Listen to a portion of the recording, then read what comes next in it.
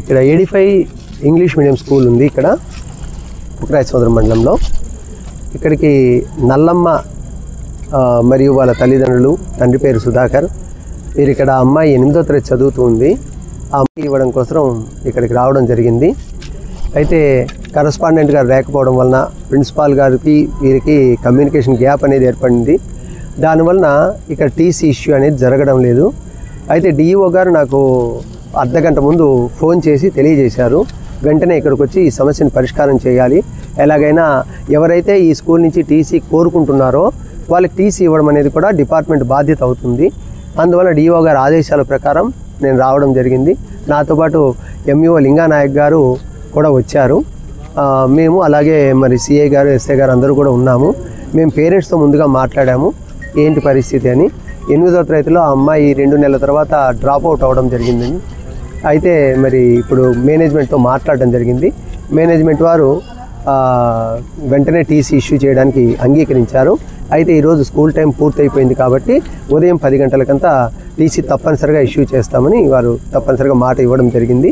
ఆన్లైన్లోంచి కూడా ఆ విద్యార్థిని డ్రాప్ బాక్స్లో వేయడం జరుగుతుందని వారు హామీ ఇవ్వడం జరిగింది. ఇదే మాట నేను వాళ్ళ తల్లిదండ్రులకు తెలియజేశాను. రేపు ఉదయం లోపల ఖచ్చితంగా టీసీ ఇవ్వకపోతే నేను మరొకసారి ఈ పాఠశాలకు వచ్చైనా వెంటనే టీసీ ఇప్పిస్తాను. మీదైతే గతంలో కూడా ఇట్లా టీసీల మీద గురించి కంప్లైంట్స్ అయితే వచ్చాయి. వచ్చిన ప్రతిసారి అయితే నేను రావడం జరిగింది. ప్రతిసారి ఎవరైతే టీసీ కోసం వచ్చారో వాళ్ళందరికీ నేను దగ్గరుండే టీసీ ఇప్పించడం కూడా జరిగింది. సో ఈసారి కూడా మేనేజ్మెంట్ వారికి ఖచ్చితంగా మేమైతే వార్నింగ్ ఇస్తాము. దీని మీద కూడా మేము ఖచ్చితంగా మెమో ఇస్తాం.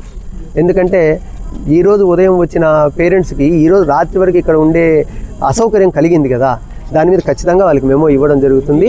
ఈ మెమోనైతే ఆర్జేడీ గారికి కూడా తెలియజేయడం జరుగుతుంది. ఇప్పుడే డిఓ గారితో మాట్లాడాను. డిఓ గారు కూడా ఆర్జేడీ గారికి ఈరోజే కంప్లైంట్ పెడతానన్నారు. ఇట్లాంటి అసౌకర్యాలు అయితే మళ్ళీ రాకుండా మేము ఖచ్చితంగా ఏ విధంగా అయితే స్పందించాలో ఆ విధంగా స్పందిస్తాము. ఇక మీద ఇలాంటి అసౌకర్యం జరగకూడదని కోరుకుంటున్నాను. ప్రకారము ఇది స్టేట్ గవర్నమెంట్ సిలబస్తో మాత్రమే రన్ అవుతున్న పాఠశాల. తల్లిదండ్రులు కూడా ఈ విషయాన్ని గుర్తించాలి. వీరు సిబిఎస్ఈ కోసము ఎన్ఓసి కోసం అప్లై అయితే చేయడం జరిగింది, కానీ ఇంకా ప్రభుత్వం నుంచి అనుమతి రాలేదు. కాబట్టి తల్లిదండ్రులందరూ ఖచ్చితంగా గుర్తించండి. ఈ పాఠశాల కూడా స్టేట్ సిలబస్ మాత్రమే అనుసరించవలసిన పాఠశాల. అంతేగాని CBSE syllabus, world syllabus, credit syllabus ఇప్పుడు ప్రస్తుతానికి ఎలాంటి అనుమతులు లేవు అని మూలంగా స్పష్టం చేస్తున్నాను. అయితే పేరెంట్స్ అయితే నాకు తెలియజేశారు, కానీ నేను విచారించడానికైతే బౌన్సర్లు కానీ లేదంటే కరస్పాండెంట్ కానీ లేరు. మీరు ఇప్పుడు ఇచ్చిన అందుకే ఫిర్యాదు రాతపూర్వకంగా ఇవ్వమన్నాను. రాతపూర్వకంగా ఇచ్చినట్లయితే వెంటనే నేను దాని మీద కూడా తప్పనిసరిగా దీనికి అవసరమైన చర్యలు తీసుకుంటాం.